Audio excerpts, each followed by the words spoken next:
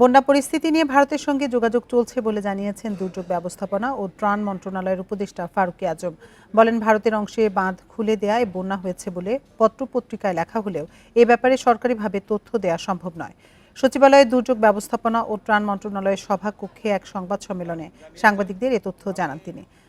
জানান, বন্যায় জনগণের জানমাল রক্ষায় সার্বিকভাবে প্রশাসন কাজ করছে। দুর্যোগ পরিস্থিতি মোকাবেলায় সরকারের সার্বিক প্রস্তুতি রয়েছে। এদিকে মন্ত্রণালয়ের অতিরিক্ত সচিব KM আলী রেজা সাংবাদিকদের জানান, বন্যা আক্রান্ত 8 জেলায় প্রায় 4.5 লাখ পরিবার পানিবন্দী রয়েছেন। ক্ষতিগ্রস্ত হয়েছে প্রায় 29 লাখ মানুষ। এ পর্যন্ত মারা গেছেন 2 জন। এছাড়া দুর্গতদের জন্য 1,500-এর বেশি আশ্রয়কেন্দ্র খোলা হয়েছে।